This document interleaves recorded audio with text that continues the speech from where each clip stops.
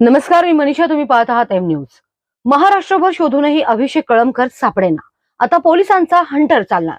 अहिल्यानगरचा माजी महापौर नाव अभिषेक बाळासाहेब कळमकर. सध्या महाराष्ट्र पोलीस या नावाचा पत्ता शोधतात, पण साहेब काही सापडेनात. महिला अत्याचारासारखा गंभीर गुन्हा दाखल आहे, स्टँडिंग वॉरंट निघालाय, पूर्ण राज्य पिंजून काढलाय, पण कळमकर अजूनही नॉट रिचेबल आहेत.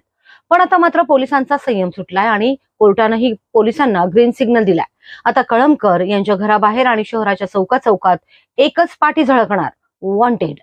विषय असा आहे की पोलिसांनी अभिषेक कळमकरला फरार घोषित करून त्याची मालमत्ता जप्तीची तयारी सुरू केली आहे. यासाठी पोलिसांनी न्यायालयात भारतीय न्याय संहिता म्हणजेच BNS आणि भारतीय नागरिक सुरक्षा संहिता म्हणजेच BNSS च्या कलम 84 नुसार अर्ज केला होता. कोर्टानं हा अर्ज मंजूर केला. याचा अर्थ सोपा आहे. आता पोलिसांकडे कायदेशीर अधिकार आहेत की ते कळमकर यांचे फोटो, नाव आणि पत्त्याचे फलक सार्वजनिक ठिकाणी लावू शकतात. कोर्टाने काय आदेश दिलाय तर प्रथम वर्ग न्यायदंडाधिकारी कोर्ट नंबर 3 समोर अभिषेक कळमकर यांनी तात्काळ हजर व्हायचंय. जर दिलेल्या तारखेपर्यंत ते हजर झाले नाहीत तर त्यांना अधिकृतपणे फरार आरोपी घोषित केलं जाईल. आणि एकदा का फरार घोषित झालं की पुढचा टप्पा म्हणजे संपत्ती जप्ती.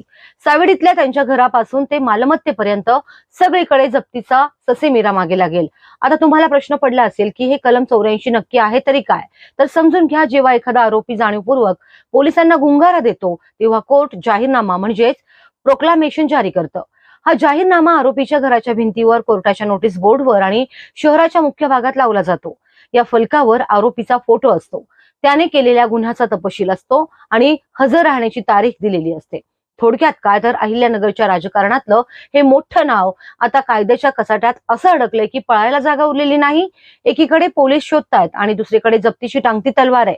आता अभिषेक कळमकर कोर्टासमोर हजर होतात की पोलीस त्यांना शोधून काढतात, हे पाहणं महत्वाचं ठरेल. हा विषय तुम्हाला कसा वाटतो? कमेंटमध्ये नक्की सांगा आणि अशाच माहितीसाठी पाहत रहा एम न्यूज.